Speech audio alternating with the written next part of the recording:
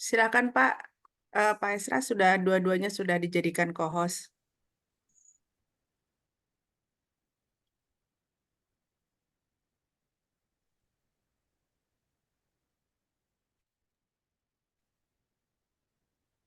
Ya, baik Bapak Ibu, kita hari ini akan belajar dan seperti yang sudah diberitakan pada kita bahwa tema kita hari ini adalah General Revelation of God atau Wahyu Umum.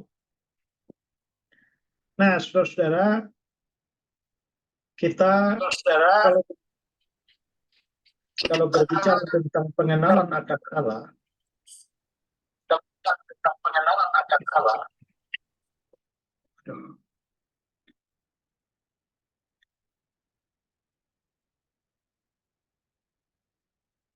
kalau kita berbicara soal pengenalan akan Allah, maka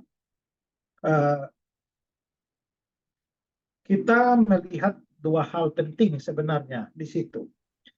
Yang pertama adalah bahwa sebenarnya dari sisi manusia itu sendiri, kita sebenarnya mustahil untuk bisa mengenal Allah.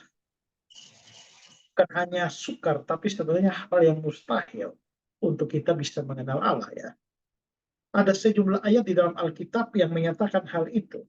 Misalnya di dalam Ayub pasal yang ke-11, ayat 7 sampai ayat yang ke-9, dia bilang, dapatkah engkau memahami hakikat Allah, menyelami batas-batas kekuasaan yang maha kuasa?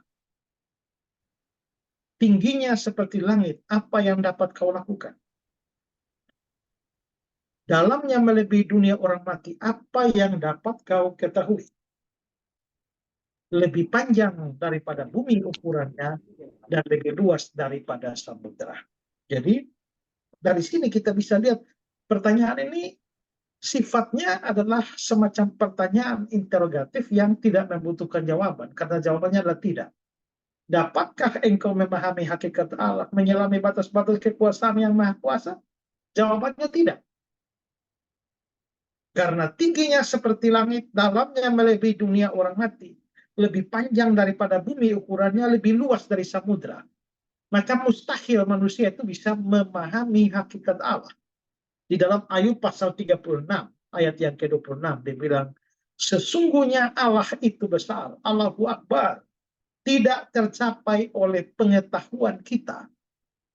Allah itu besar, tidak tercapai oleh pengetahuan kita.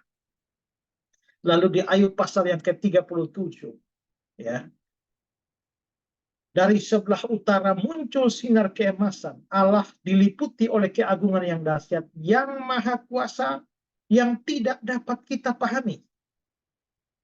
Yang maha kuasa yang tidak dapat kita pahami. Nah, dari semua ayat ini jelas menunjukkan bahwa memang Allah itu terlalu besar sampai kita tidak bisa memahaminya. Allah itu tidak bisa dicapai oleh pengertian kita, pengetahuan kita. Nah, jadi kalau kita mau berbicara soal pengenalan akan Allah, pertama-tama kita harus sadar bahwa memang Allah itu mustahil untuk diketahui oleh manusia. Meskipun begitu, meskipun Allah itu mustahil diketahui oleh manusia, tapi tidak berarti bahwa Allah itu tidak bisa dikenal. Karena ada banyak ayat Alkitab yang juga berbicara bahwa manusia bisa mengenal Allah. Misalnya, Mazmur 76 ayat 2, Allah terkenal di Yehuda. Dibilang Allah terkenal di Yehuda. Kalau di dalam versi King James, itu dibilang bahwa in Judah is God now. Di Yehuda Allah dikenal. Dalam Yesaya 11 ayat yang ke-9, dia bilang bahwa seluruh bumi penuh pengenalan akan Tuhan. Nah, apakah ini bertentangan? Tidak, karena Allah memang tidak bisa diketahui secara mutlak oleh manusia, tapi manusia sebenarnya bisa mengenal Allah. Nah, tapi bagaimana Allah yang begitu besar bisa dikenal oleh manusia? Mustahil itu datang dari diri manusia sendiri. Itulah sebabnya manusia baru bisa mengenal Allah kalau Allah yang memperkenalkan diri kepada manusia itu. Bukan manusia mampu mengenal Allah, tapi Allah yang membuka tabir dirinya, Allah yang membuka selubung-selubungnya, sehingga akhirnya manusia itu bisa mengenal Allah. Tanpa itu mustahil bagi manusia. Manusia. Ya, Ya, jadi jadi Jadi kita bisa melihat bahwa tindakan Allah untuk mengenal, tindakan Allah untuk memperkenalkan diri kepada manusia, nah itulah yang di dalam teologi dikenal dengan istilah wahyu atau revelation. Ya, jadi kalau kita ditanya apa itu wahyu, wahyu itu adalah tindakan Allah memperkenalkan diri kepada manusia. Tindakan Allah menyatakan dirinya kepada manusia. Tindakan Allah keluar dari dalam tanda petik persembunyiannya atau selubung-selubungnya, sehingga pada akhirnya ia yang mustahil diketahui oleh manusia sekarang bisa dikenal oleh manusia. Nah, itulah wahyu. Nah, kalau kita berbicara soal wahyu, maka eh, itu adalah tindakan Allah memperkenalkan diri kepada manusia, maka sebenarnya Allah mempunyai banyak cara di dalam memperkenalkan diri kepada manusia. Dan di dalam teologi, tindakan Allah memperkenalkan diri pada manusia atau yang disebut wahyu itu dibagi menjadi dua macam. Yang pertama itu namanya wahyu secara umum, general revelation, dan yang kedua adalah wahyu secara khusus, special revelation. Nah, pada kesempatan ini saya hanya akan membahas tentang wahyu yang umum, general revelation, karena mungkin butuh lebih dari satu pertemuan, mungkin 3 atau 4 pertemuan untuk bisa membahas secara lengkap wahyu umum dan wahyu khusus ini. Nah, kita hanya akan bahas wahyu umum, itu pun belum tentu kita bisa menyelesaikannya. Nah, jadi ada wahyu umum. Wahyu umum, tadi saya bilang wahyu adalah tindakan Allah memperkenalkan diri kepada manusia. Tapi mengapa disebut umum? Disebut umum ini karena dua pengertian. Disebut umum pertama-tama karena wahyu itu diberikan kepada semua orang, tidak peduli dia siapa, tanpa terkecuali. Mau agama apa saja, mau percaya ada Allah atau tidak, ya mau jahat atau baik, ya mau takut Tuhan atau tidak takut Tuhan. Nah, hidup di zaman apa saja, ya lahir di mana saja, semua mendapatkan wahyu umum ini. Dan yang kedua, disebut umum itu berkaitan dengan hal-hal yang umum saja tentang Allah. Jadi, melalui wahyu umum ini, Allah memperkenalkan dirinya dalam sejumlah hal, tapi tidak semuanya, karena ada hal-hal yang hanya bisa diketahui melalui wahyu khusus saja. Ya, karena itulah maka saya pada saat ini akan berbicara soal wahyu umum. Nah, ada sejumlah hal yang bersifat umum yang mana Allah pakai untuk memperkenalkan diri kepada manusia. Nah, saya sebutkan beberapa saja. Yang pertama itu adalah soal penciptaan.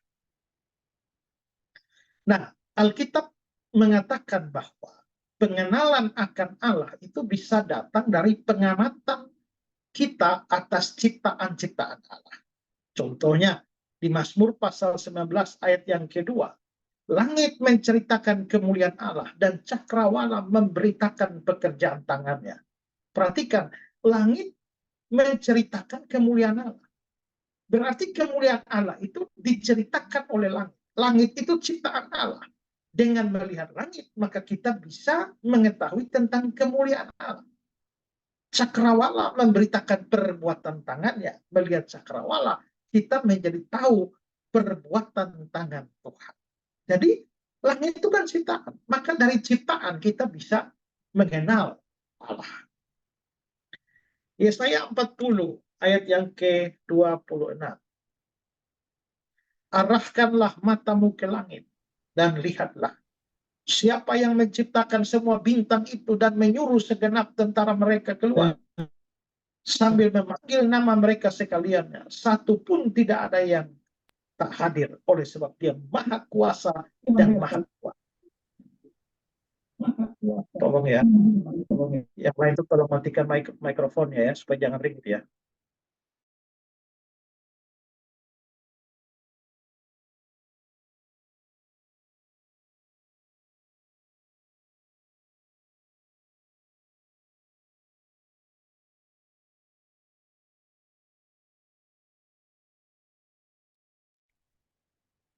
Pak Esra ke mute.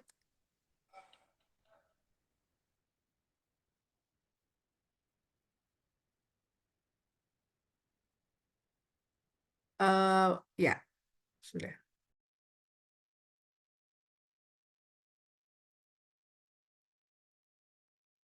Lalu kita melihat lagi Roma pasal 1 ya.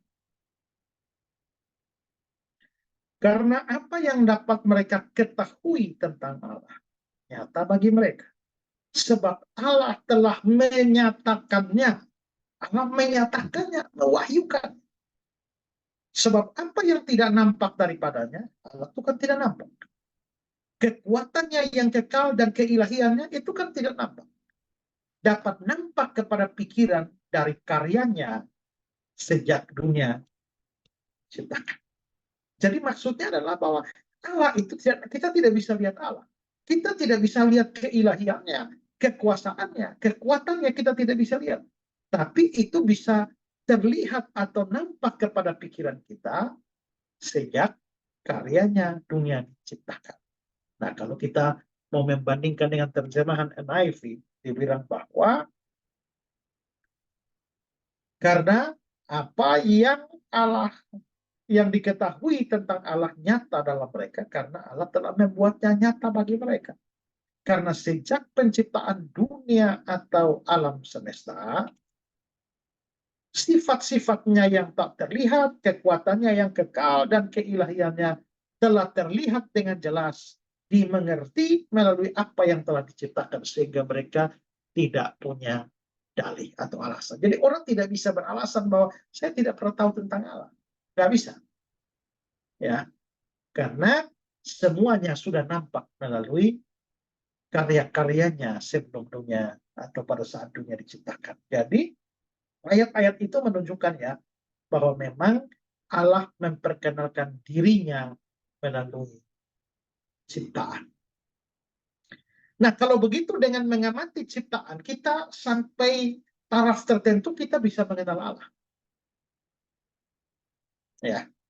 Nah, apa yang kita bisa ketahui atau kenali dari Allah melalui pengamatan kepada ciptaan-ciptaan.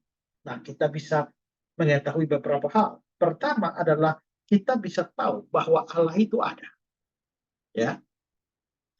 Nah, salah satu argumentasi yang sering dipakai di dalam pembuktian keberadaan Allah itu adalah namanya argumentasi kosmologis. Argumentasi kosmologis itu mengatakan bahwa untuk segala sesuatu itu ada penyebabnya. Ya. Untuk setiap akibat itu ada penyebabnya. Tidak ada sesuatu hal yang bisa terjadi tanpa sebab. Kalau ada sesuatu, maka pasti ada sesuatu yang lain yang menyebabkan sesuatu itu menjadi ada. Atau dengan kata lain, dibutuhkan sebuah pengada untuk sebuah keberadaan. Nah, itu argumentasi kosmologi. Sehingga jikalau alam semesta itu berada, maka itu secara logis menuntut pengada dari alam semesta. Karena alam semesta tak bisa ada secara sendirian dari dirinya sendiri. Tidak bisa. Membutuhkan sebuah atau sesuatu yang mengadakannya. Dan sesuatu yang mengadakannya itulah yang disebut sebagai Allah. Ya. Kalau saudara pergi ke hutan, lalu di tengah hutan belantara, saudara menemukan di sana ada 3 batu tungku, ada api yang menyala, lalu di atasnya ada sebuah periuk yang merebus air, lalu di samping kanannya ada kopi, ada piring, sendok. Nah, masuk akal mana, saudara pikir? Pertama adalah ada orang yang mengadakan semuanya itu, atau semua itu ada dengan sendirinya? Secara logis saudara akan anggap bahwa ada orang yang mengadakan semuanya. Saudara tidak akan berpikir bahwa tiba-tiba karena terjadi sesuatu secara begini, begitu, tiba-tiba muncul semua sendirian. Tidak. Pikiran logis kita akan menyatakan bahwa ada yang mengadakannya. Nah, begitu juga dengan alam semesta. Ketika alam semesta itu ada, maka pikiran yang logis harus mengatakan bahwa ada yang menjadi penyebab dari alam semesta. Dan itu yang dalam bahasa teologi, bahasa agama, itu disebut sebagai Allah. Ya. Nah, jadi dengan kata lain, melalui alam semesta, sebenarnya Allah sedang bertindak memperkenalkan dirinya pertama-tama untuk menyatakan bahwa dia itu ada. Ya.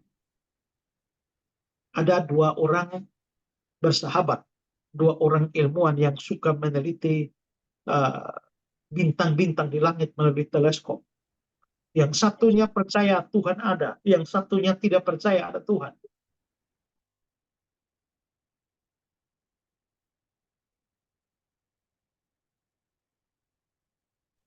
Sorry Pak Esra, ke mute Pak.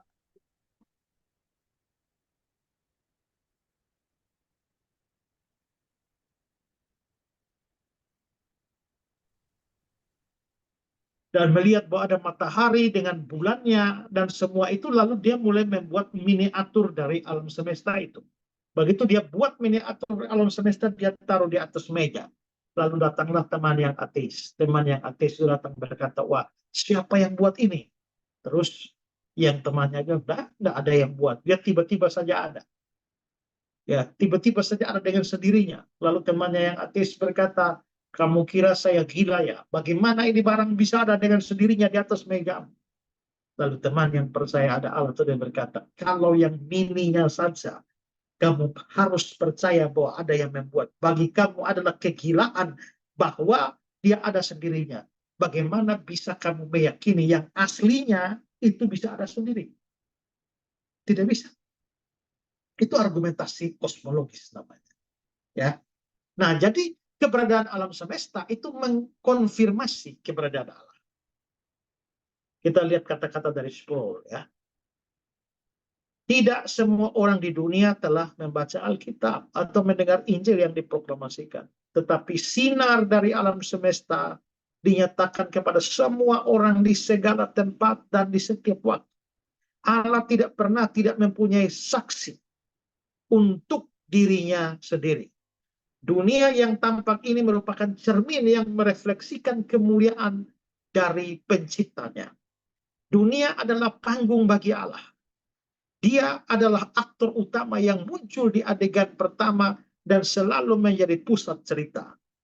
Tidak ada layar yang ditutup untuk mengaburkan kehadirannya. Pada saat kita memandang ciptaan secara sekilas, maka kita tahu bahwa alam semesta tidak ada atau terjadi oleh karena dirinya sendiri.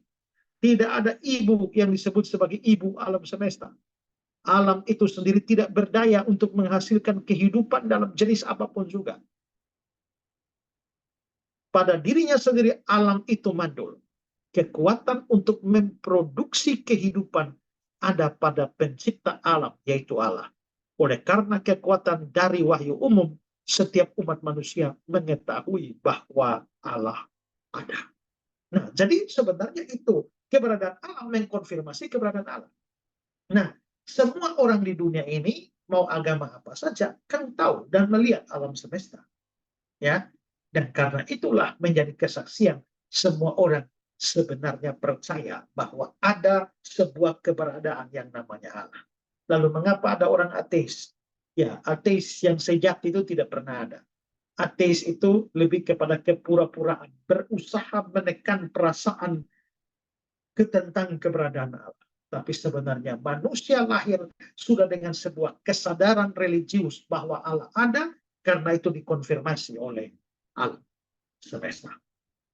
Ya, jadi pertama-tama kita bisa lihat keberadaan alam semesta mengkonfirmasi hal itu ada. Yang kedua,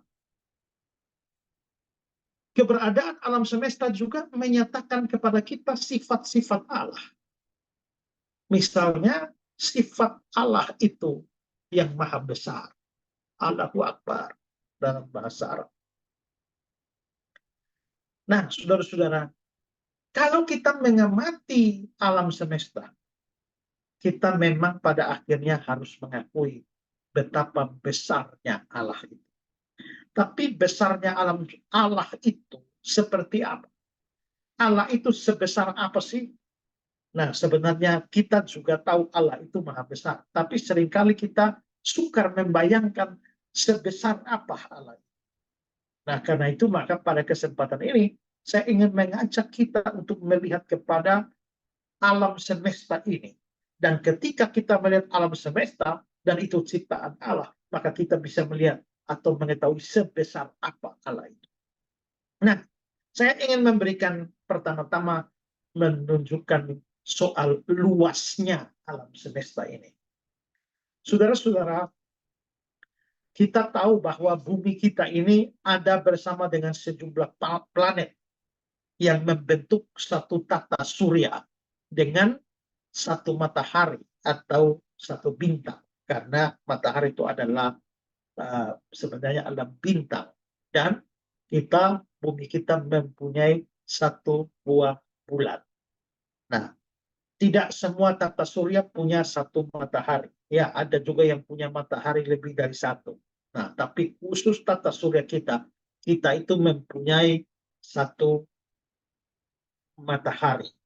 Dengan bumi kita itu mempunyai bulan, dengan tetangga kita, Merkurius, Venus, Mars, ya, Jupiter, Saturnus, Uranus, terus sampai ke Pluto kalau kita mau menganggap Pluto sebagai planet.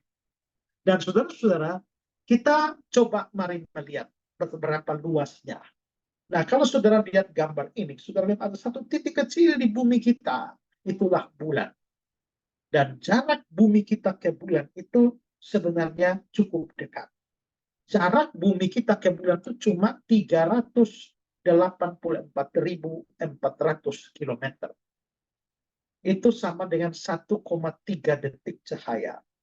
Maksudnya 1,3 detik cahaya ini adalah seandainya kita bisa membuat pesawat kecepatan cahaya.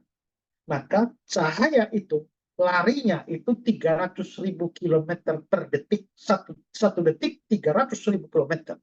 Maka kalau kita bisa naik pesawat kecepatan cahaya, maka kita dari bumi ke bulan itu cuma 1,3 detik. Itu sudah nyampe. Nah, jadi itu rupanya tidak terlalu jauh ya. Kalau dengan pesawat kecepatan cahaya 1,3 detik itu tergolong dekat. Nah, lalu saudara, bumi kita itu pada urutan yang ketiga dari tata surya kita dari matahari. Berapa jarak bumi kita ke matahari? Nah, bumi kita ke matahari itu jaraknya 149.600.000 km. Yang kalau kita bulatkan katakanlah 150 juta kilometer. Itu bumi kita ke matahari. Kalau kita menggunakan pesawat kecepatan cahaya, maka kita membutuhkan 500 detik baru kita dari bumi bisa sampai matahari. Dengan asumsi kita tidak hangus. Ya. Nah, jadi kita bisa lihat itu 500 detik. Lalu jarak rata-rata Pluto yang paling jauh ini ya, planet yang paling jauh itu, yang terjauh dari matahari. Kalau dari Pluto ke matahari itu jaraknya 5,9 miliar kilometer. Yang kalau kita pakai pesawat kecepatan cahaya itu sampai 5,5 jam baru sampai. Nah, ini jaraknya sudah sangat jauh, saudara. Bayangkan dengan kecepatan cahaya itu baru 5,5 jam baru sampai. Itu sangat jauh, saudara. Kita kalau bumi kita itu membutuhkan waktu 1 tahun ya untuk mengitari matahari. Makanya kita bergantian setiap tahun. Tapi Pluto itu membutuhkan 284 tahun baru 1 kali putar. Jadi dengan kata lain, di Pluto itu mereka baru pergantian tahun setelah 284 tahun kita. Kita sudah 248 tahun, mereka baru 1 tahun. Saking luasnya peredaran dia terhadap matahari. Nah, lalu saudara, bintang terdekat, kita kan planet-planet kita dengan matahari itu satu tata surya. Nah, bintang terdekat dari tata surya kita itu namanya Alpha Centauri. Dan itu berjarak 4 sampai 4,5 tahun cahaya. Jadi butuh 4,5 tahun dengan pesawat kecepatan saya baru mencapai bintang terdekat dari tata surya kita. Ini terdekat ya dari tata surya kita. Maka saudara bayangkan ini betapa luasnya. Di luar tata surya kita itu ada miliaran tata surya. Dan miliaran tata surya itu membentuk yang namanya galaksi-galaksi. Galaksi kita namanya galaksi Bima Sakti. Dalam galaksi Bima Sakti kita itu diperkirakan ada 100 miliar tata surya di dalamnya. Dan ada 200 sampai 400 miliar bintang di dalam galaksi kita, Bima Sakti. Dan ini galaksi itu begitu luar biasa, cahaya dari galaksi, ya. Cahaya dari galaksi ini setara dengan 400 juta matahari. Ya. Cahaya galaksi setara dengan 400 juta matahari. Menurut para ahli, galaksi yang sudah terdeteksi itu sekitar 2 triliun galaksi. Dan masih banyak lagi. Masih triliunan galaksi yang belum terdeteksi. Jadi, saudara bisa melihat bahwa betapa alam semesta ini begitu luas. Galaksi kita yang Bima Sakti itu, galaksi terdekat dengan galaksi dengan kita. Ya, galaksi terdekat, kalau kita hitung dari jarak bumi kita, itu namanya galaksi Canis Major. Itu jaraknya 250.000 tahun cahaya. Ya. Dan itu naik pesawat kecepatan saya itu 2,5 juta. Ya. Kalau ada, jadi galaksi tetangga kita itu namanya Andromeda. Andromeda itu 2,5 juta tahun cahaya baru bisa sampai. Sudah bayangkan naik pesawat kecepatan saya 2,5 juta tahun. Itu baru sampai tetangga yang Andromeda.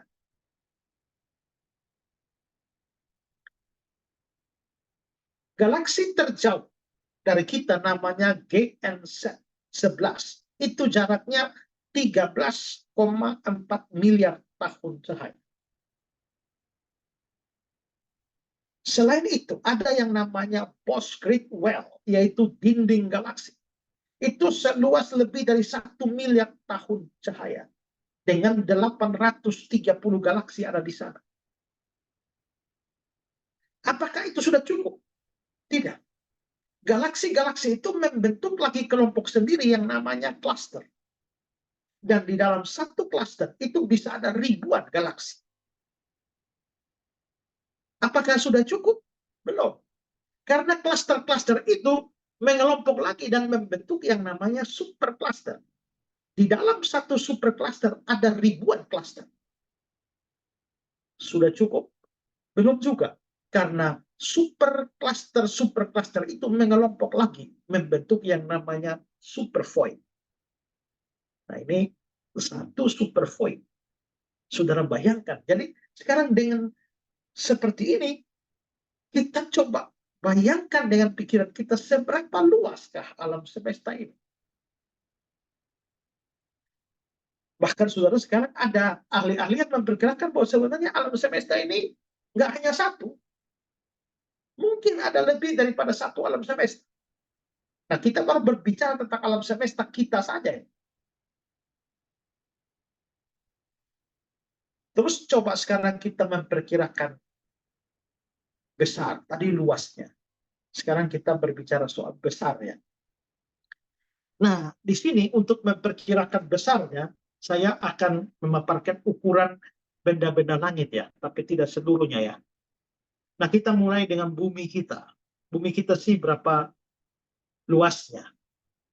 Nah, bumi kita ini dia termasuk lebih besar dari sejumlah planet yang lain. Seperti Mars, dia lebih besar dari Mars.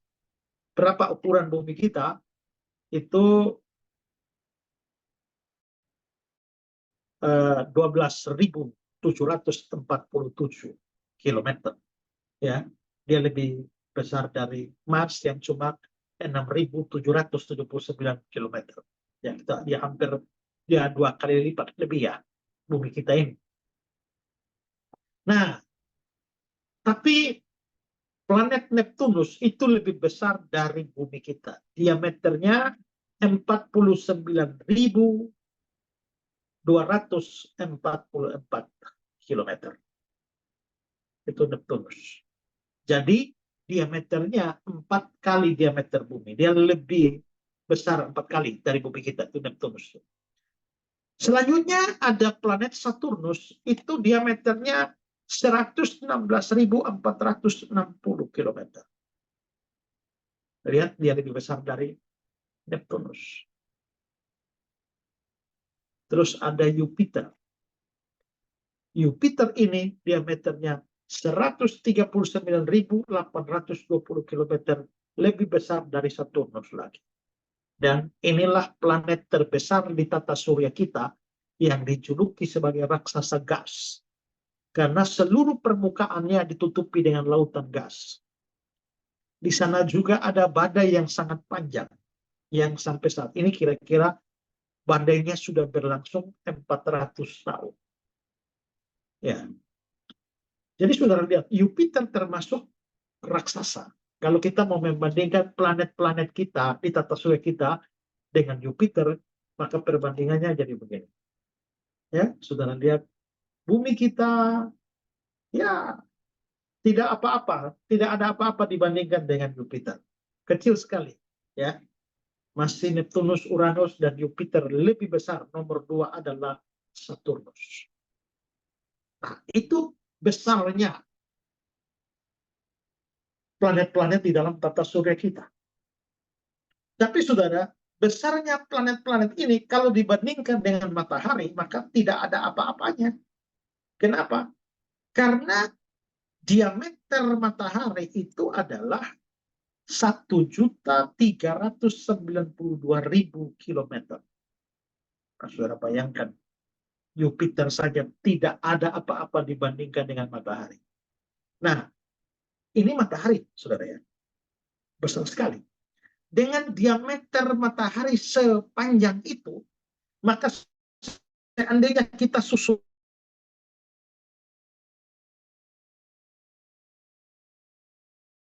buah bumi, baru bisa sepanjang diameternya matahari. 109 buah bumi. Kalau kita naik pesawat biasa dari satu kutub ke kutub lain, itu bisa hanya memakan waktu 2 bulan. Kalau digambar, saudara, ketika bumi kita digambar berukuran 1 mm. Kalau kita menggambar bumi kita 1 mm, maka matahari itu kira-kira 10,8 cm. Itu perbandingannya begitu. Dan seandainya matahari itu diisi bumi, seandainya matahari kosong, lalu kita ngisi bumi ke dalam, berapa matahari bisa menampung bumi? Itu dia bisa menampung 1.300.000 buah bumi. Baru bisa bikin penuh matahari. Dari situ sudah bisa bayangkan matahari itu sebesar apa. Itu luar biasa. Ya. Kalau saudara melihat gambar ini, perbandingan matahari dengan seluruh planet yang tadi ada. Nah, sudah lihat gambar ini, saudara akan melihat Jupiter yang tadi raksasa pun tidak ada arti apa-apa. Dan bumi kita tinggal 1 titik saja. Ya, saya pikir ini kalau matahari tiba-tiba bergulir ke sini dan menghantam semua, jangankan bumi, ya Jupiter pun flat, habis. Ya. Tapi apakah matahari sudah yang terbesar? Tidak. Ada lagi namanya bintang Puni. Nah, bintang Puni ini diameternya 90 kali lebih besar dari matahari. Yang paling terang di dalam galaksi Bima Sakti. Setelah itu ada lagi yang namanya Rho Cassiopeia. Ini diameternya 400 sampai 500 kali matahari. Lebih besar 400-500 kali dari matahari. Bayangkan saja. Apakah ini sudah terbesar? Tidak. Masih ada yang namanya Betelgeuse.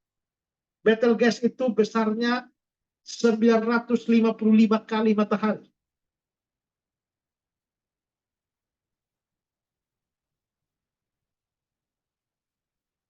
Lalu Uescati itu diameternya 1770 kali matahari.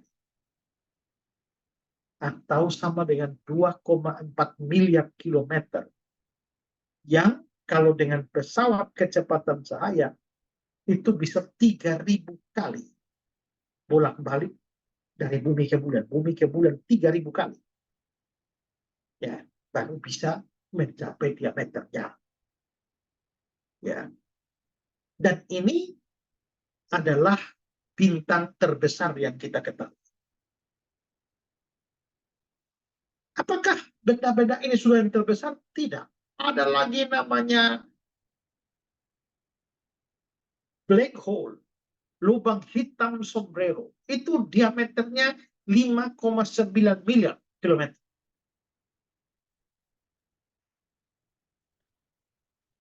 Ada lagi namanya nebula NGZ 604. Itu diameternya itu 650 tahun cahaya.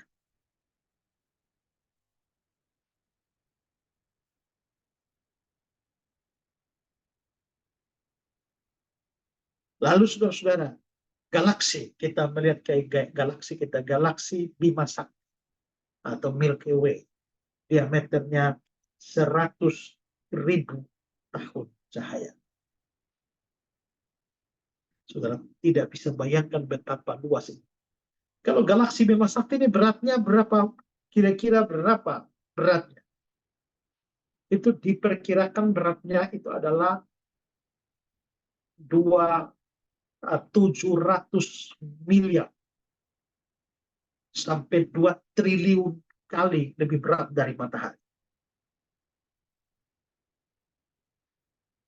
Itu galaksi Bima Sakti. Kalau galaksi lain itu namanya galaksi IC 1101. Itu diameternya 2 juta tahun cahaya. Dan di dalamnya itu ada 100 triliun bintang ada di dalam.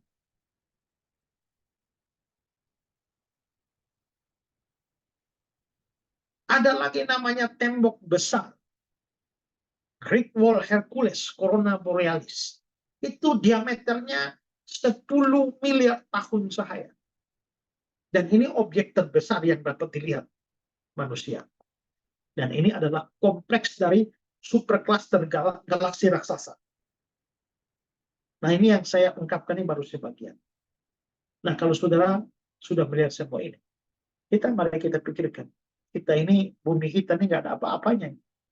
Nah, kalau bumi kita sudah hilang, nggak ada apa-apa lagi, lalu kita itu mau seperti apa? Ya, kita tidak lebih besar dari 1/1 juta sebutir debu pun tidak. Makanya Yesaya bilang, sesungguhnya bangsa-bangsa adalah seperti setitik air dalam timba dan dianggap seperti sebutir debu pada neraca. Sesungguhnya pulau-pulau tidak lebih dari abu halus beratnya. Karena itu jadi manusia itu jangan sombong. Dengan semua prestasi kita, kemampuan kita ini tidak lebih dari sebutir debu. Tapi saudara, Kalau kita melihat semua itu, semua diciptakan oleh Allah. Sudah sebesar itu. Kalau begitu, Allah lagi seperti apa? Apa yang kita bisa pelajari tentang Allah dari semua fakta itu? Yeremia pasal 32 ayat 17. Tuhan Allah, sesungguhnya engkaulah yang telah menjadikan langit dan bumi dengan kekuatanmu yang besar dan dengan lenganmu yang terentang. Maka sebenarnya semua itu mengkonfirmasi betapa Tuhan begitu besar dan begitu maha kuasa. Makanya kita menyanyi, bila pulih bintang gemerlap dan bunyi riuh burungnya. Setelah kita lihat bintang-bintang itu, aku memuji kebesaranmu. Sungguh besar kau Allahku. Nah, kalau begitu, saya bisa melihat betapa besarnya Tuhan Allah melalui karya penciptaan. Maka sebenarnya melalui penciptaan alam semesta yang begitu besar, Allah mau mengkonfirmasi kepada kita bahwa dia bukan hanya ada, tapi dia maha besar. Maka ciptaan adalah wahyu Allah yang menceritakan kepada kita betapa besarnya Tuhan Allah. Ya. Oke. Apalagi yang kita bisa lihat? Alam semesta menceritakan kepada kita betapa Allah itu maha kuasa dan maha bijaksana. Ya, ini kita lagi bicara wahyu umum dari penciptaan. Jadi kita mengamati ciptaan saja tahu ada Allah, tahu Allah maha besar, tahu Allah maha kuasa, Allah maha bijaksana. Kalau kita mengamati dan mempelajari bagaimana ciptaan-ciptaan Tuhan seperti tumbuh-tumbuhan, binatang-binatang yang hidup, kita akan terkagum-kagum dengan ciptaan-ciptaan itu. Dan itu membawa kekaguman kepada Sang Pencipta. Saya ambil beberapa contoh saja. Kalau saudara lihat binatang ini namanya capung, ya. Dan ini adalah binatang dengan kemampuan terbang yang luar biasa, yang kita mungkin hari-hari bisa lihat. Tapi mungkin di kota sudah nggak lihat lagi binatang ini. Capung ini kalau saudara perhatikan baik-baik, dia punya 4 sayap. Ya. Dan 4 sayap di punggungnya itu terletak 2 pasang di depan, 2 pasang di belakang. Dan ketika terbang, 2 sayap di depan itu mengarah ke atas, sementara 2 sayap yang di belakang itu mengarah ke bawah dan berganti-gantian. Dan saudara-saudara, tidak peduli berapa kecepatan terbangnya, dia dapat berhenti mendadak di udara. Saudara, itu tidak bisa terjadi pada pesawat. Ya, pesawat kita terbang, apakah dia bisa katakanlah rem mendadak lalu stagnan di udara? Nggak bisa. Helikopter kita pun juga begitu terbang dengan kecepatan tinggi, bisakah dia stuck? Ngerem mendadak di udara dan tidak bergerak di udara? Nggak bisa. Tapi capung ini bisa. Ya. Juga tidak peduli berapa kecepatan dan arah terbangnya. Dia dapat melakukan manuver berbalik 180 derajat. Dan terbang langsung ke arah berlawanan tanpa membutuhkan haluan. Saudara kalau lihat helikopter mau balik arah, dia kan butuh haluan. Ambil putaran jauh dulu kan. Baru dia bisa balik. Tapi capung ini, dia langsung bisa berbalik 180 derajat. Ini luar biasa. Lebih hebat dari helikopter. Mengapa capung dapat melakukan ini? Karena dia mampu mengepakkan sayapnya itu sekitar 30 kali per detik. Dengan kecepatan terbang itu mencapai 100 km per jam. Juga, dia mampu terbang ke belakang, sementara badannya mengarah ke depan. Semua ini tidak bisa dilakukan oleh pesawat dan helikopter buatan manusia. Ya. Kemampuan terbang capung itu juga didukung oleh penglihatan yang hebat. Mata capung itu oleh para ahli dianggap sebagai mata serangga paling baik. Seekor capung itu memiliki sepasang mata, masing-masing terdiri dari 30.000 lensa. Ya. Mata ini itu tampak seperti setengah lingkaran. Ya, setengah lingkaran di kepalanya. Dan itu menyediakan satu bidang penglihatan yang luas. Karena itulah punggung belakang capung pun itu termasuk dalam rentang penglihatan dia. Jadi dia bisa lihat ke depan, lihat ke belakang.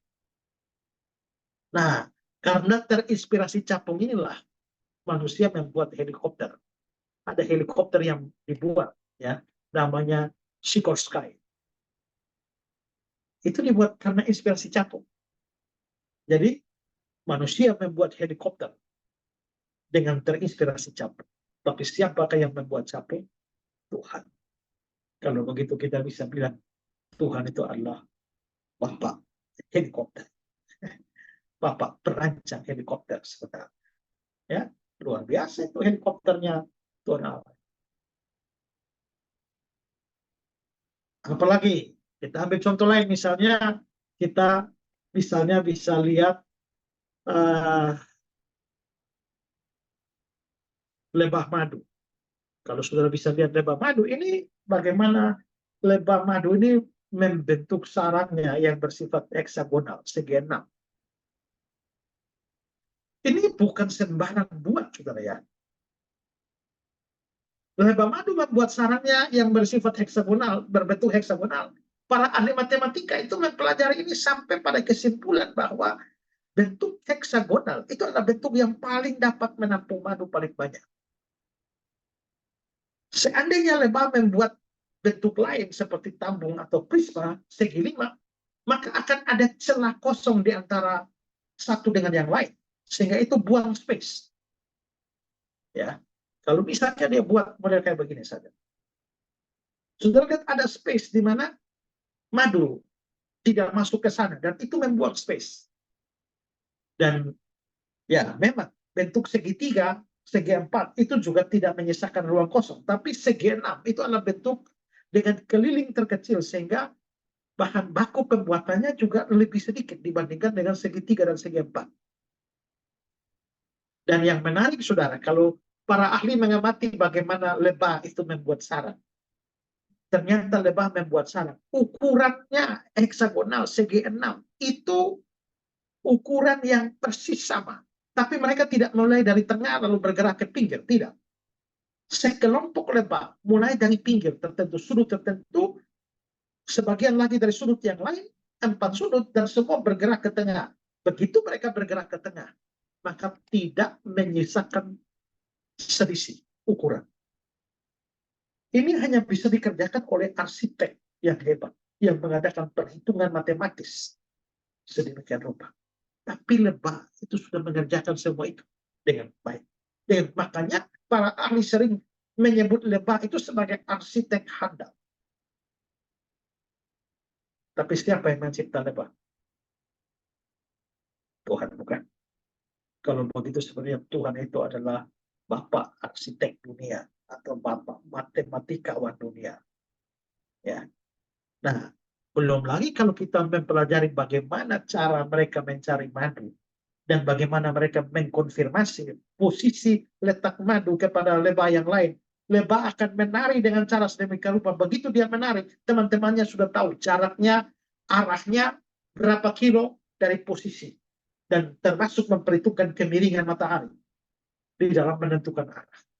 Itu luar biasa, sudah. Dan sebenarnya kita bisa pelajari semua binatang itu begitu unik.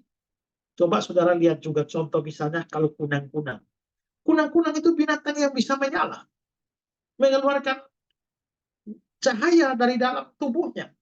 Mengapa kau bisa mengeluarkan cahaya? Karena ada satu zat di dalam tubuhnya kunang-kunang yang namanya luciferin.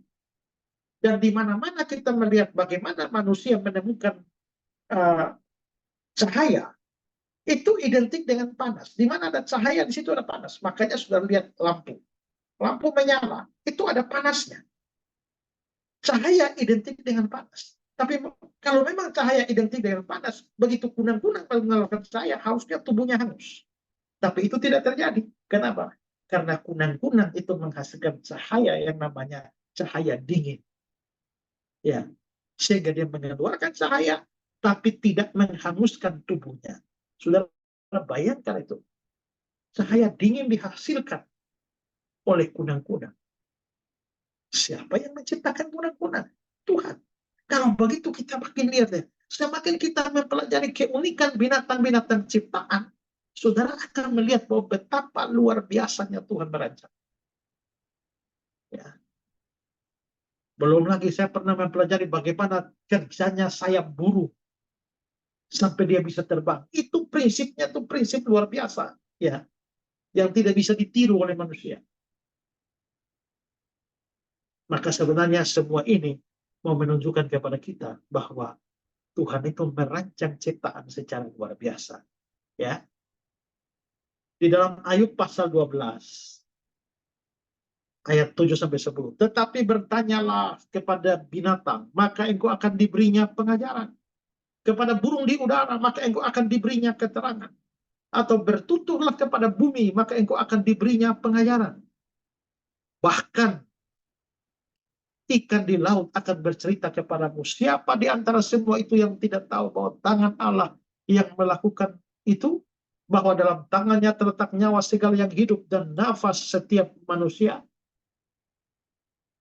Tanyalah pada Allah, mereka akan bercerita. Mazmur 104, betapa banyak perbuatanmu ya Tuhan. Sekaliannya kau jadikan dengan kebijaksanaan.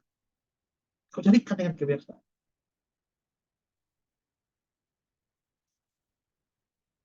Robert Boyle, ahli fisika dan kimia dari Inggris. Seingat saya pernah berkata bahwa dia amat mengagumi hikmat dan kuasa sang pencipta dalam seekor semut. Sama seperti dalam seekor gajah. Susunan yang mengherankan pada tubuh-tubuh binatang. Ukuran-ukuran, bentuk-bentuk dan sifat-sifat mereka yang berbeda. Dengan kekuatan-kekuatan yang mengagumkan untuk menjalani hidup indrawi yang dikaruniakan kepada mereka.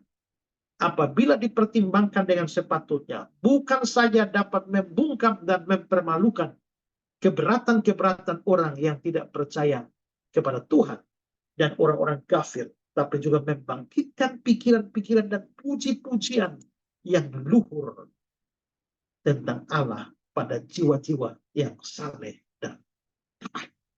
Nah, kalau begitu, di sini melalui penciptaan kita belajar beberapa hal. Pertama, Allah itu ada. Kedua, Allah itu maha besar. Ketiga, Allah itu maha kuasa dan maha bijaksana. Itu baru penciptaan. Sekarang yang kedua, providence. Saya masih ada waktu tidak? Kalau tidak ada, saya stop di sini. Kalau masih ada, saya nyambung. Silahkan, Pak. Oke, jadi Allah menyatakan diri bukan hanya dari penciptaan, tapi providensi. Providensi ini pemeliharaan.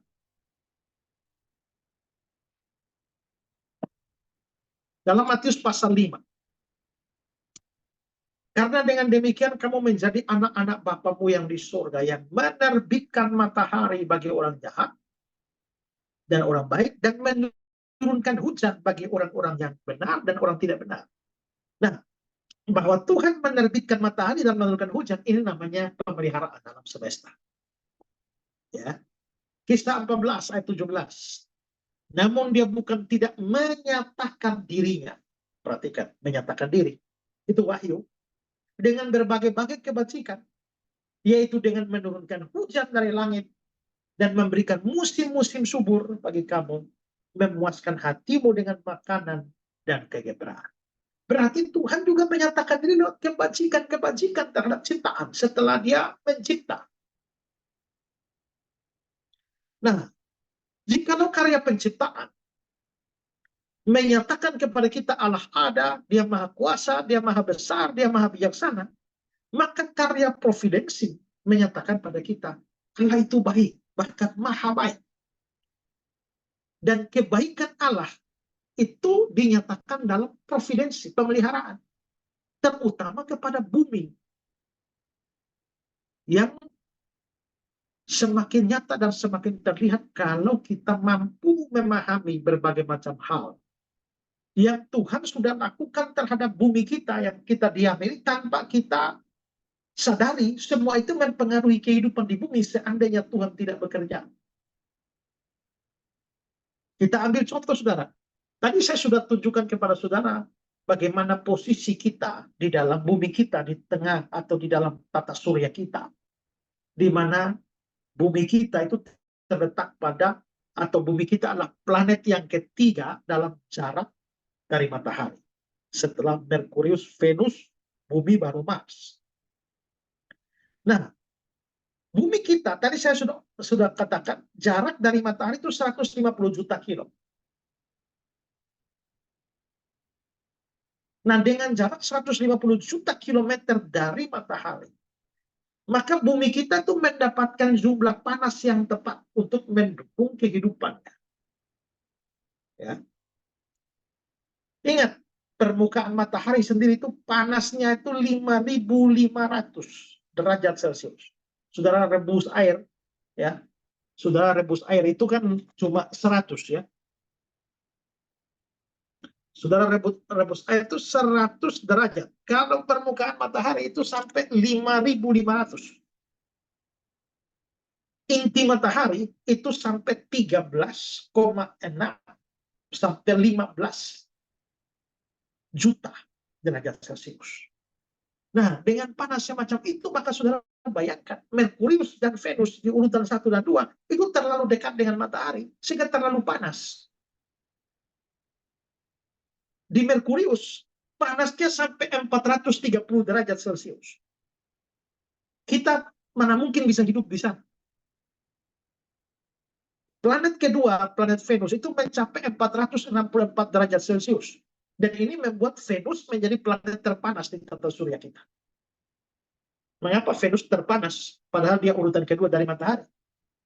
Yaitu karena atmosfernya yang padat, itu ditutupi awan yang tebal. Nah, dalam atmosfer tersebut itu mengandung gas karbon dioksida dalam jumlah besar. Jadi menjadi semacam selimut, dan kondisi ini membuat panas planet itu tetap berada di dalam atmosfer. Jadi saudara bayangkan, seandainya kita hidup di Merkurius dan Venus, kita hangus. Ya. Atau matahari dan kita semua benda ini kan berputar-putar. Tahu-tahu bumi kita berputar-putar, tiba-tiba kita masuk ke ganti posisi Merkurius atau Venus, maka hanguslah kita. Ya. Ingat juga bahwa bintang-bintang itu mempunyai temperatur yang beda-beda. Matahari ini termasuk bintang temperatur sedang.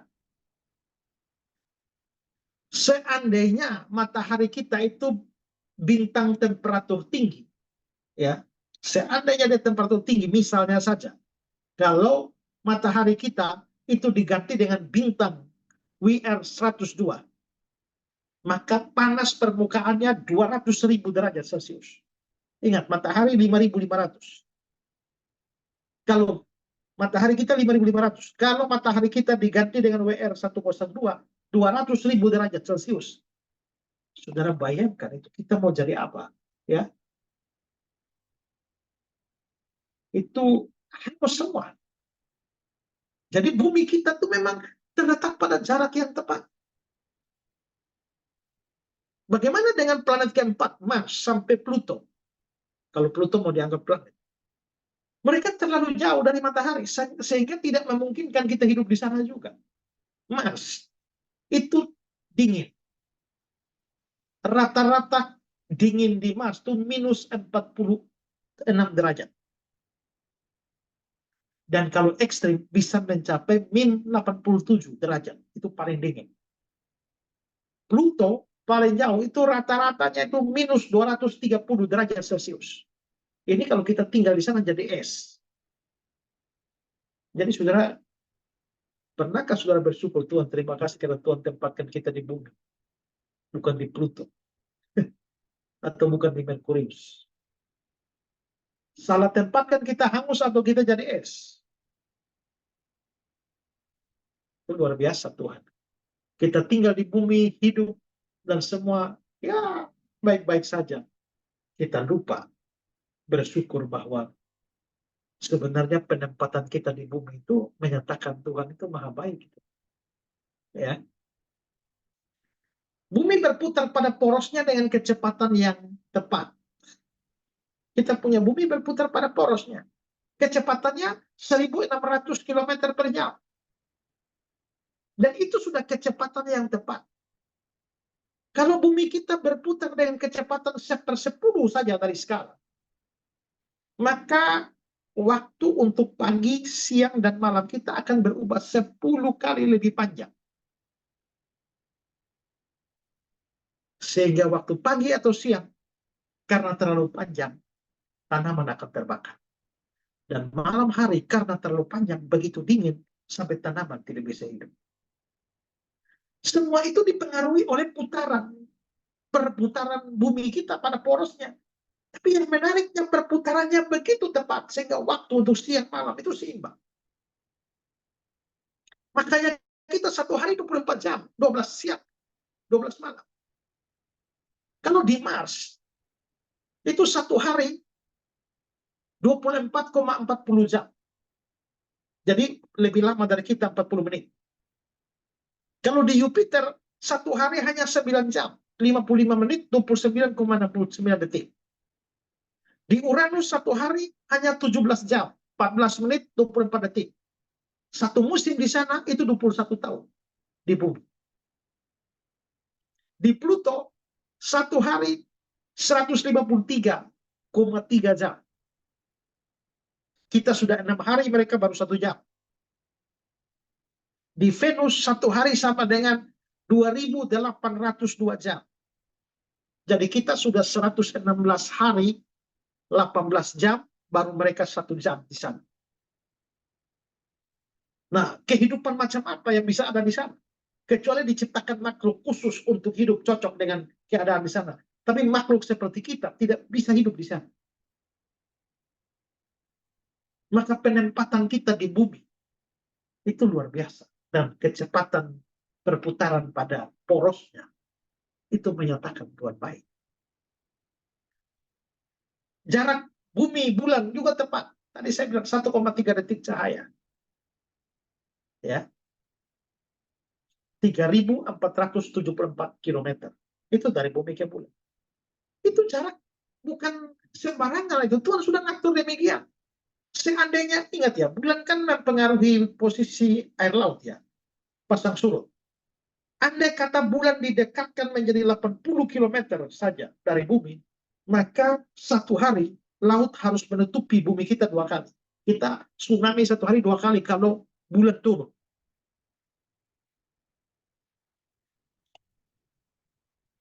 Besar bumi. Tadi saya bilang diameter bumi 12.742 km. Ini juga tepat, saudara. Kalau bumi kita terlalu kecil, misalnya bumi kita sebesar bulan, maka gravitasinya menjadi 1/6 dari sekarang. Sehingga dia tidak bisa menahan atmosfer maupun air. Tapi bagaimana kalau bumi dibesarkan 2 kali lipat? Kalau bumi dibesarkan 2 kali lipat, maka gravitasi juga akan menjadi 2 kali lipat. Sehingga tekanan atmosfer akan naik, mulai dari 15 menjadi 30 pound. Dan ini akan mempengaruhi kehidupan secara serius di bumi. Dan bagaimana kalau bumi diperbesar sebesar matahari? Kalau bumi sampai sebesar matahari, tekanan atmosfer akan menjadi lebih dari 1 ton per inci persegi. Sehingga tidak memungkinkan ada kehidupan. Jadi besar bumi kita tuh Tuhan sudah atur sedemikian rupa. Tepat, saudara. Apalagi ketebalan kerak bumi dan kedalaman laut. Saudara, kerak bumi kita itu kira-kira 3 meter. Dengan elemen-elemen logam di dalamnya. Ya. Dan saudara-saudara, ini tidak kebetulan. Karena itu sangat mempengaruhi kehidupan di bumi. Begitu juga dengan kedalaman lautan. Laut kita dalam. bagian laut paling dalam itu namanya Palung Mariana, itu 11 km paling dalam. Seandainya lautan kita lebih dalam dari 11 km, maka lautan itu akan menyerap begitu banyak karbon dioksida dari udara, sehingga tumbuh-tumbuhan itu tidak cukup lagi, tumbuh-tumbuhan akan mati kalau laut kita lebih dalam. Atmosfer kita, ketebalannya. Atmosfer kita juga ketebalannya itu pas untuk melindungi bumi. Tahukah, kita mungkin tidak tahu bahwa dalam setiap hari itu ada sekitar 20 juta meteor yang mengarah ke bumi, memasuki bumi kita setiap hari dengan kecepatan 45 km per detik. Tapi mengapa tidak sampai bumi kita, menghancurkan bumi kita? Ya karena atmosfer kita cukup tebal. Maka ketika meteor-meteor itu menghantam bumi, mereka sudah habis, hangus di atmosfer kita. Seandainya atmosfer kita tipis, saudara, itu bumi kita porak-poranda dengan meteor-meteor yang datang dari luar angkasa. Saudara bandingkan dengan Mars. Di Mars itu atmosfernya 100 kali lebih tipis dari bumi kita. Dan bahkan di Pluto itu 100.000 kali lebih tipis dari bumi. Makanya benda raksasa apa saja dari luar angkasa datang menghantam Mars, menghantam Pluto. Saudara bayangkan kalau kita punya atmosfer tipis. Tiba-tiba benda-benda asing datang dari atas, hancur kita semua di bumi. Tapi ternyata ketebalan atmosfer kita pas, sehingga kita aman. Ya. Komposisi atmosfer kita juga itu terdiri dari 21% oksigen, 78% nitrogen. Kerapatan udara bisa berbeda di gunung, di pantai, tapi perbandingan oksigen nitrogen itu selalu tetap. Kalau nitrogennya naik atau oksigennya naik, nitrogen naik, oksigen kasih turun, kita mati semua. Nah, saudara, kita melihat semua ini. Pernahkah kita bersyukur, Tuhan, terima kasih Tuhan karena Engkau membuat bumi itu ukurannya pas. Terima kasih Tuhan karena Engkau membuat bulan dan bumi jaraknya pas. Terima kasih Tuhan karena ketebalan atmosfer dan komposisi atmosfer kami di bumi ini pas. Terima kasih Tuhan karena Engkau menempatkan kami di bumi. Nah, kita kan jarang bersyukur tentang itu karena kita tidak tahu. Begitu dibuka semacam ini, kita jadi sadar bahwa kita menjalani hidup kita setiap hari, tapi kita tidak tahu bahwa Tuhan menjaga bumi kita ini begitu luar biasa. Ini menunjukkan Tuhan tidak sembarang menciptakan bumi kita, ya. Tepat seperti kata Kejadian 1 ayat 31, dia membuat semuanya sungguh amat baik. Mazmur 104 ayat 24. Betapa banyak perbuatanmu ya Tuhan, sekalian kau jadikan dengan kebijaksanaan. Tuhan jadikan dengan kebijaksanaan. Amsal pasal 3. Dengan hikmat Tuhan telah meletakkan dasar bumi. Dengan pengertian ditetapkannya langit. Dengan pengetahuannya air samudra raya berpencaran dan awan menitikan embun. Yeremia 10 ayat 12. Tuhanlah yang menjadikan bumi dengan kekuatannya, yang menegakkan dunia dengan kebijaksanaannya, dan membentangkan langit dengan akal budinya. Nah, tidakkah semua ini menunjukkan betapa istimewanya bumi kita? Kita mungkin boleh kagum dengan kebesaran planet-planet, bintang-bintang yang lain. Tapi apa arti semua itu kalau tidak menunjang hidup kita? Saudara, ingat saudara, ada tempat yang tidak bisa dihuni karena terlalu panas, seperti Merkurius dan Venus. Ada tempat yang tidak bisa dihuni karena terlalu dingin, Mars sampai Pluto. Ada tempat yang tidak bisa dihuni karena atmosfer terlalu tipis, seperti Mars dan Pluto. Ada yang tidak bisa dihuni karena tidak ada air, seperti Mars, hanya ada sedikit es pada kutub. Ada yang tidak bisa dihuni karena penuh dengan gas, itu Jupiter. Ada yang tidak bisa dihuni karena ada badai abadi di sana, Jupiter. Ada yang tidak bisa dihuni karena baunya begitu busuk seperti bau telur busuk atau bau kentut, itu Uranus. Ya. Tapi Tuhan kasih kita di bumi itu luar biasa. Nah, kalau sudah dibukakan semua ini, sekali lagi, tidakkah kita bersyukur untuk bumi kita? Sekaligus melihat Allah sebagai Allah yang sangat baik, maha baik bagi kita, dan juga maha bijaksana. Mazmur 136. Bersyukurlah kepada Tuhan segala Tuhan, bahwasanya untuk selama-lamanya kasih setianya, kepada Dia yang menjadikan langit dengan kebijaksanaan, bahwasanya untuk selama-lamanya kasih setianya. Ya, puji Tuhan. Kalau begitu, lewat penciptaan dan lewat pemeliharaan, kita mengenal Allah. 1, Allah ada. 2, Allah maha besar. 3, Allah itu maha bijaksana. Ya, keempat, Allah itu maha kuasa. Kelima, Allah itu maha baik. Itulah wahyu. Sebenarnya masih ada lagi, tapi saya cukupkan sampai di sini. Minimal dari sini kita bisa mengenal Allah kita. Ingat, ini hanya wahyu umum, maka untuk hal-hal yang umum. Lihat alam semesta, kita tahu ada banyak hal yang tidak bisa dilihat dari alam semesta. Kita tidak bisa tahu ada hidup setelah mati dengan hanya melihat langit saja. Kita tidak akan tahu ada surga dan neraka dengan hanya melihat laut. Waktu kita lihat bunga, kita tahu Tuhan Maha Kuasa. Lihat capung, lihat gunang-gunang, lihat lebah, kita Tuhan Maha Kuasa. Tapi kita lihat gunang-gunang dan segala macam, kita tidak sadar, tidak bisa tahu ada hidup setelah mati. Kita tidak bisa menemukan, lihat bintang di langit, lalu kita tahu bahwa Yesus adalah Tuhan. Ya, kita tidak bisa melihat matahari, lalu kita sadar kita orang berdosa. Tidak. Semua itu baru bisa diketahui lewat wahyu khusus, special revelation. Tapi yang umum-umum ini, itu dapat dilihat dalam general revelation. Ya, sampai sini Tuhan memberkati kita. Saya kembalikan.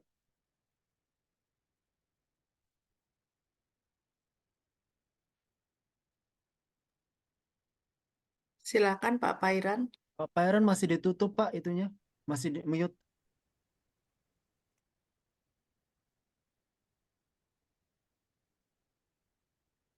Pak Pairan.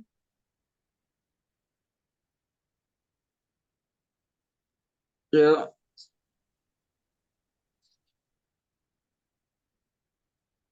Silakan Pak Pairan. oke. Terima kasih Pak Isra atas pemaparan materinya. Begitu luar biasanya Tuhan. Secara khusus kita manusia ternyata kita ini adalah debu di dalam debu. Kita ini tidak ada apa-apanya. Oke, baik, kita akan membuka sesi tanya jawab. Mungkin langsung saja nanti 1-2 orang pertama-tama. Bapak Ibu, sebagai siapa yang mau bertanya, Pak disilahkan.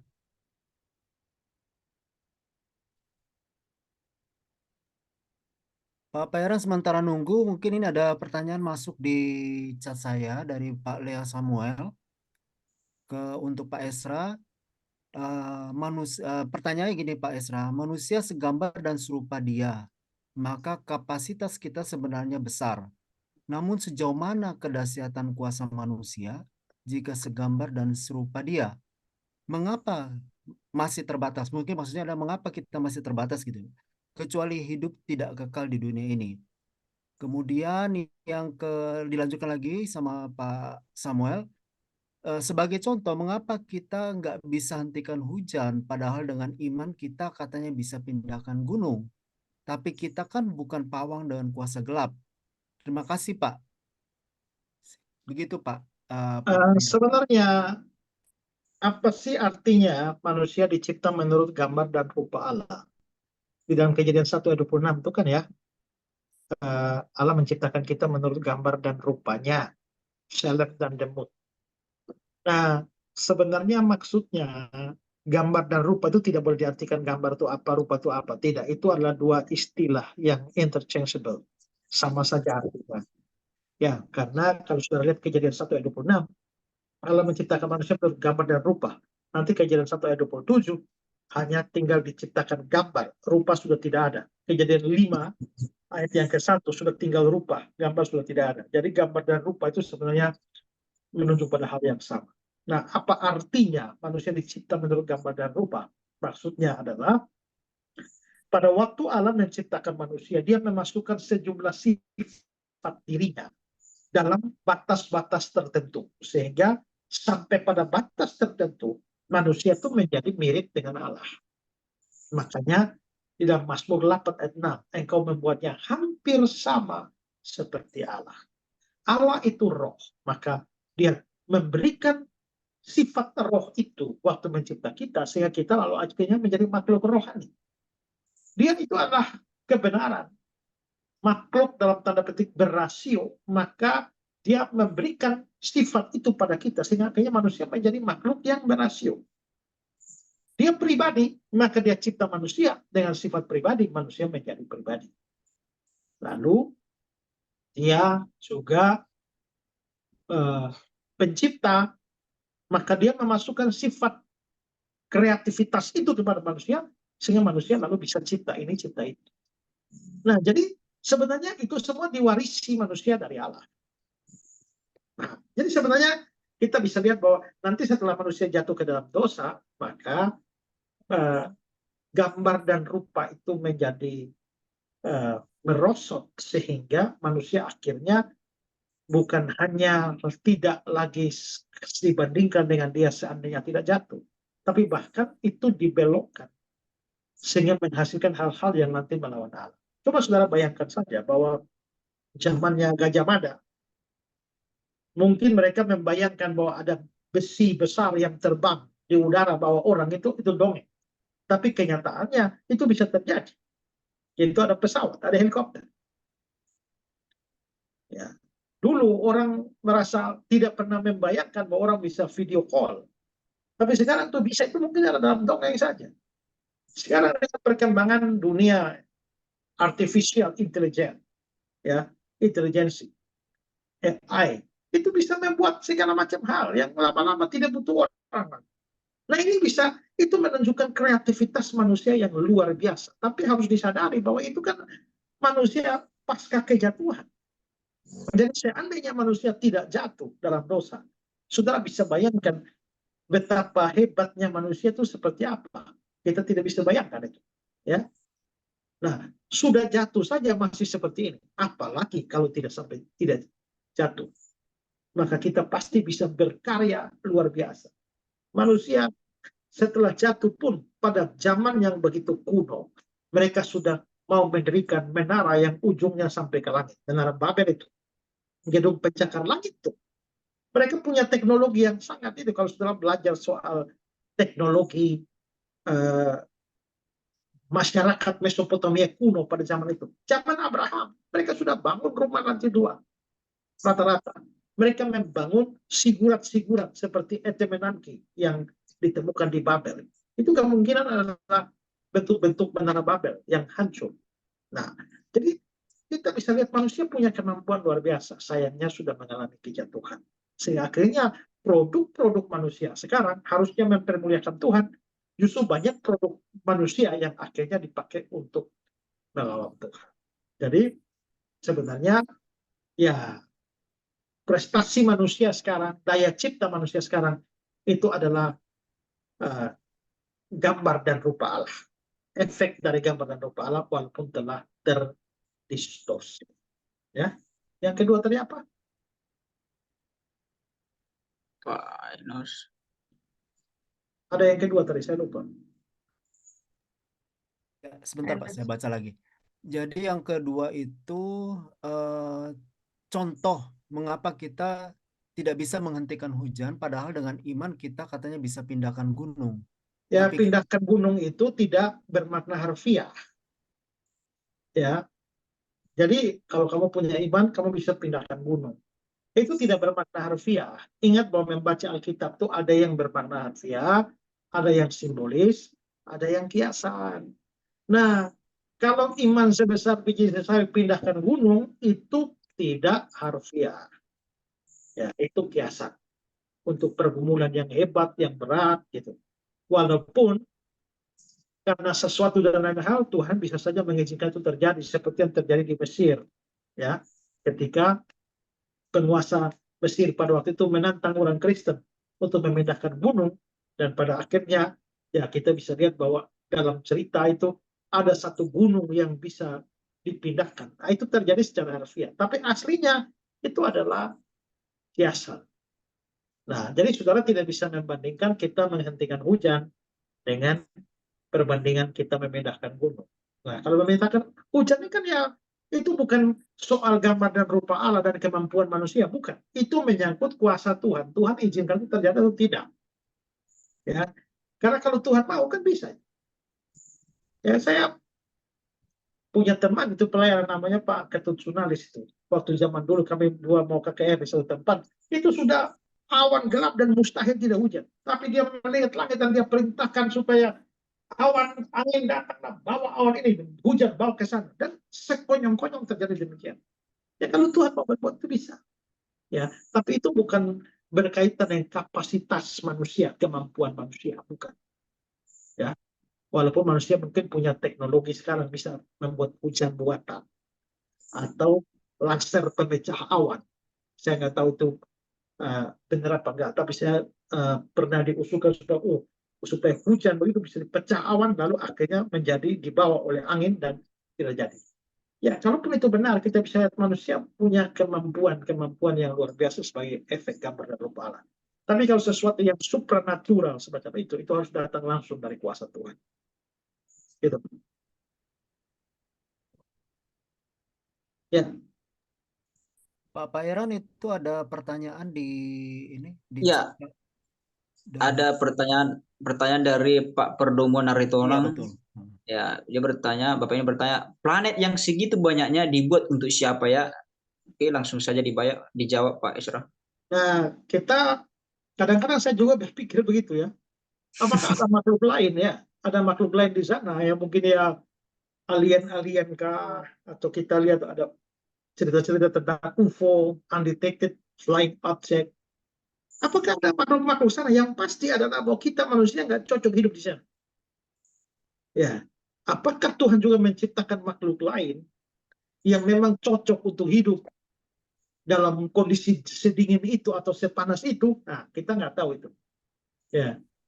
Nah, saya kadang-kadang bertanya, apakah mereka itu kalau ada bentuknya seperti apa, lalu apakah mereka juga berdosa, lalu apakah Kristus juga pergi ke sana menebus mereka atau bagaimana? Ya, jawaban paling gampang adalah kita tidak tahu. Gitu. Nah, manusia juga penasaran dengan semua itu. Itulah sebabnya sudah dari tahun 1970-an itu mereka mencoba mengirim sinyal ke planet-planet lain supaya kalau ada makhluk lain di sana yang mungkin mempunyai teknologi yang seimbang dengan kita ataukah lebih canggih dari kita, mereka bisa berespon. Ya, saya terakhir lihat tuh ada manusia mengirim lagu ke apa ya, lagunya siapa itu ya, dikirim ke planet lain itu. Siapa tahu ada yang respon dari sana. Ya. Nah, tapi kalaupun tidak ada, mengapa Tuhan harus cipta begitu luas kalau memang hanya kita sendirian di jagat raya ini? Ya gampang saya jawabnya, untuk menunjukkan betapa besarnya dia. Jadi seandainya tidak ada makhluk lain di sana, dia tetap menciptakan semua sebesar itu untuk menunjukkan kepada kita bahwa betapa besarnya dia. Itulah wahyu. Gitu Pak. Tapi jawaban pasti tentang apakah ada makhluk lain di sana kita nggak tahu pasti. Maybe yes, maybe no. Karena jangankan ke sana, saudara ya. Kita ke Mars saja susah ya. Mau mengadakan ke tetangga kita sebelah saja, bukan galaksi tetangga. Hanya planet tetangga saja susah. Ya, sekarang mereka kirim supaya kita nggak tahu ada bahaya apa di sana. Jadi mereka kirim robot seperti katak, ya, yang badannya semua penuh dengan kamera. Jadi dikirim saja ke sana, tinggal dia jalan-jalan lihat-lihat begini, kita lihat dari monitor di bumi. Nah, masih bisa tahu begitu. Ya, tapi Jupiter belum. Ya, kita menjalani yang di tata surya kita saja belum, apalagi di luar tata surya kita, di luar galaksi kita. Semua yang saya omong dari sana itu hanya berdasarkan hasil penelitian astrologi, astronomi, ya, dari ilmu astronomi. Tapi hadir langsung atau ke sana langsung kan belum pernah ada. Paling-paling baru di Mars saja. Ya,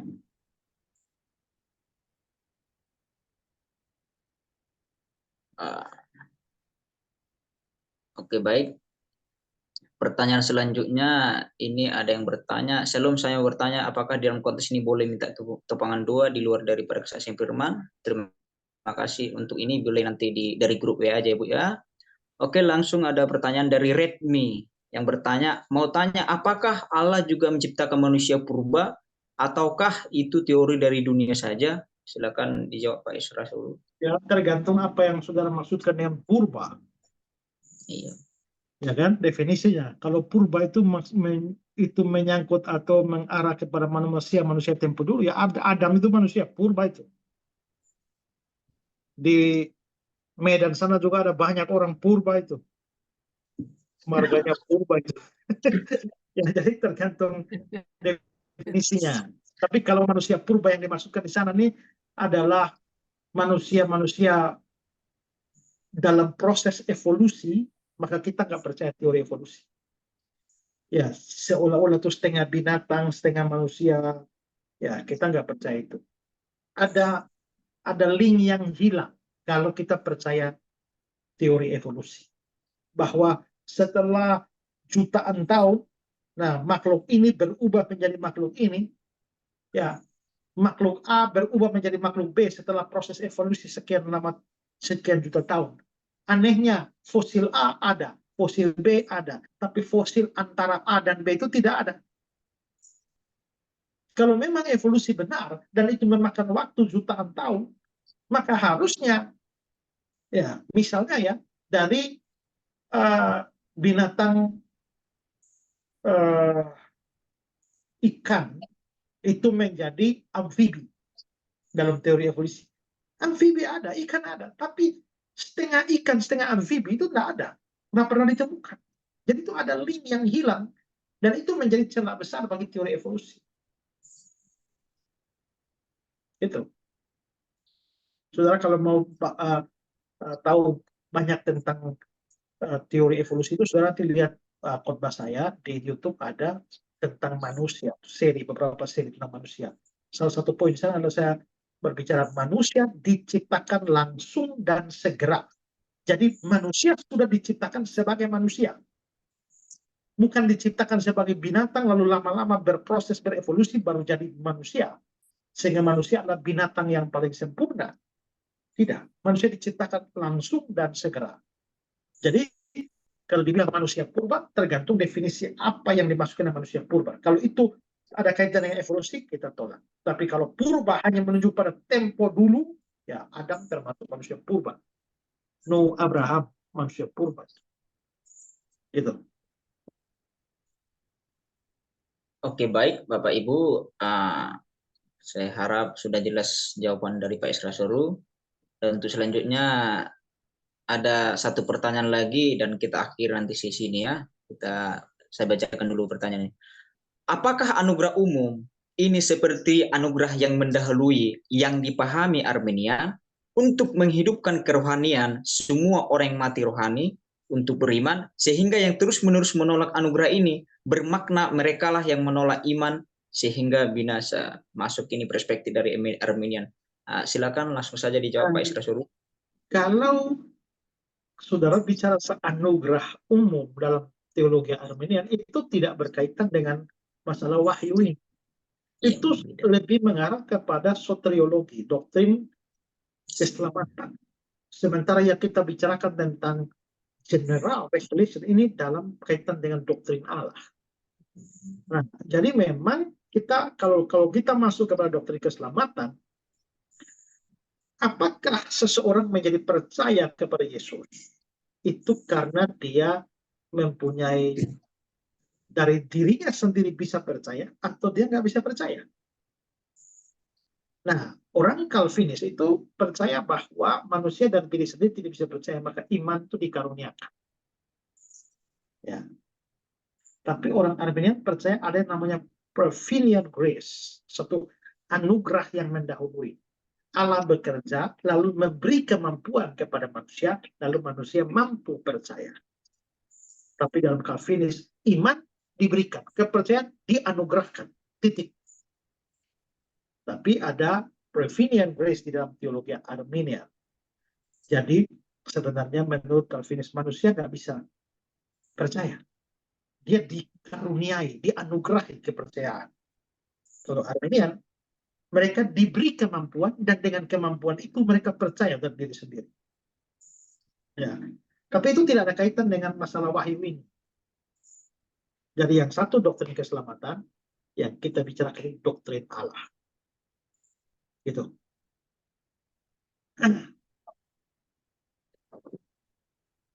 Oke, baik. Terima kasih buat Bapak Ibu atas kehadirannya, secara khusus buat Pak Isra Suru yang telah memberikan materi ini yang sangat bermanfaat, yaitu berbicara tentang wahyu umum.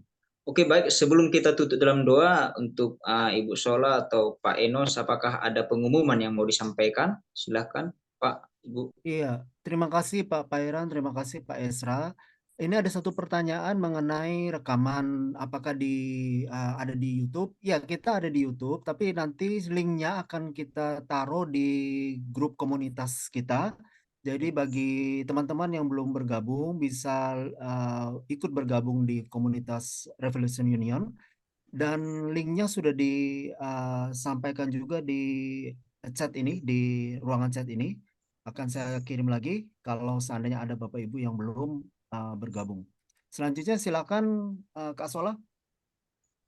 Ya, oke, sebelum ditutup ya. Kak Yeni ya, Kak. Ya, Yang diumumkan. ya. Oke, sebelum ditutup saya sampaikan dulu ya. Besok saya juga ada ngajar di Jakarta, di Taman Palem, Good Morning Cafe, jam 5 sore. Kalau sudah di Jakarta silakan ikut, saya bahas tentang problematika penyalinan Alkitab, penyalinan manuskrip Alkitab. Ya, Pak Esra bisa ditaruh di chat Pak supaya yang lain ini bisa Dibagi. copy. Yes. Apanya? Yang Bapak punya event itu yang di cafe mana supaya mereka tahu. Good Morning Cafe di Taman Palem. Oh, saya catatin ya Pak ya. Good Ya. morning. Good Morning Cafe Taman Palem. Cafe. Ya. Nah, itu Taman besok sore Palem. jam 5 sore. Besok berarti hari Sabtu ya Pak ya? Hari Sabtu ya. Kalau saudara tinggal di Sabtu, Jakarta, jam silakan ikut jam 17. 17. Kalau saudara mau lihat gambar, ini saudara bisa lihat di Instagram saya tuh ada pic-nya di sana ya. Temanya Saudara apa bisa- Pak? Supaya saya catat sekalian. Selayang pandang tentang sejarah penulisan Alkitab. Dan besok saya itu 3 seri saya bahas. Besok khusus bahas tentang masalah problematika penyalinan manuskrip. Oke. Yang di Jakarta silakan datang. Free acaranya ya. Nah, teman-teman itu saya sudah kirim di chat. Silakan yang mau di copy paste supaya nanti besok jangan sampai lupa. Eventnya Pak Esra Soru yang di Jakarta. Kalau mau hadir bisa silakan hadir dan acaranya free ya Pak Esra ya. Free silakan. Oke. Silakan. Temanya menarik sekali. Ya, puji Tuhan ya. Silakan Kak Yeni umumkan untuk minggu depan, Kak. Ya, terima kasih untuk Pak Isra Soru juga Pak Pairan. Nah, kita minggu depan kita akan ada juga PA Revolution Union seperti hari ini juga Jumat jam 7.30 malam, dan ini yang tema kita, apakah ada dosa di surga? Pembicaranya itu Romo Daniel Biantoro. Jadi kita semua yang ada di sini bisa hadir lagi bersama. Kita bisa bersama-sama lagi hari Jumat ya, jam 7.30. Terima kasih. Saya kembalikan kepada Sola. Pak Pairan, silakan Pak. Ya, terima kasih Bapak Ibu, Ibu Sola, dan Pak Enos, dan Bu Yeni. Langsung saja kita doa penutup ya, yang dibawakan oleh Pak Isra. Untuk doa penutup. Kita berdoa. Tuhan, terima kasih Tuhan sudah memimpin dan menyertai kami dalam pelajaran hari ini. Kami sudah belajar tentang wahyu umum. Dan kami mau bersyukur karena ada banyak hal yang dibukakan bagi kami. yang kami tidak menyadari. Kami menjalani hidup kami di bumi ini, kami tidak menyadari bahwa keamanan kami karena pemeliharaan yang sempurna dari Tuhan. Kami mengucap syukur untuk segala sesuatu yang Tuhan sudah ciptakan, dan Tuhan memelihara bumi kami, kehidupan kami, melalui segala hal yang kami tidak pernah sadari. Tapi lebih daripada itu, ajar kami untuk mengenal Allah melalui seluruh karya penciptaan dan karya providensi. Kami boleh sadar dan mengakui keberadaan Tuhan Allah. Mengakui kebesaran, kemahabijaksanaan, hikmat Allah, kebaikan Allah melalui semua karya penciptaan dan providensi ini. Terima kasih Tuhan untuk kesempatan belajar ini. Biarlah kami makin hari makin bertambah paham akan kebenaran dan bertumbuh dalam kebenaran itu. Dalam pertemuan-pertemuan selanjutnya kami tetap berdoa. Tuhan juga pakai organisasi Revolution Union ini. Tuhan boleh pakai menjadi sarana untuk bisa membawa orang makin hari makin mengenal Tuhan. Terima kasih Tuhan. Semua yang hadir, biarlah semua boleh mengucap syukur atas setiap kebenaran yang diterima pada hari ini, bahkan hari-hari selanjutnya. Terima kasih Tuhan. Biarlah segala kemuliaan hormat hanya bagi Tuhan saja. Dalam nama Yesus kami berdoa. Amin. Amin. Amin. Terima kasih Pak Esra. Terima kasih Pak Esra. Selamat Ya. beristirahat. Terima kasih Pak. Ya, Tuhan mendoakan memberkati. ya supaya Terima Ya. kasih, Pak ya, Esra. Kalau berkenan nanti untuk Terima kasih, Pak. wahyu khususnya Pak Waalaikumsalam. dibukakan juga Pak Pak. Surya. gimana Pak Enos? Iya, kalau berkenan nanti bisa hadir lagi untuk membukakan wahyu khusus. Kayaknya kalau wahyu umum Ya, tanpa wahyu. wahyu khusus kan agak sedikit pincang ya. Tanggung ya, tanggung. Ya memang kita kan rencananya mau ada kelanjutannya dengan wahyu khusus ya Pak Esra, dengan Iya. waktunya ya, kita cari waktunya Bapak ya. Ya. Soalnya Pak Pendeta lumayan sibuk ini waktunya. Ya, sekarang di booking dulu, Pak. sebelum lupa. Sebelum maksudnya biar kita ada waktu lagi melanjutkan. Oke, baik. Iya. Iya, Pak. Terima kasih banyak ya, Pak, untuk Ya, kesediaannya. sama-sama. Terima kasih banyak Bapak Ibu sekalian, Pak Esra juga. Terima kasih Terima semua. kasih Pak Esra. Ya. Terima kasih. Salam. Shalom semuanya. Terima kasih, Pak Esra. Ya, terima kasih Pak Esra. Terima kasih Pak Esra. Tahun 235. Bukan sekedar dia hidup, Oke. Tuhan Kalau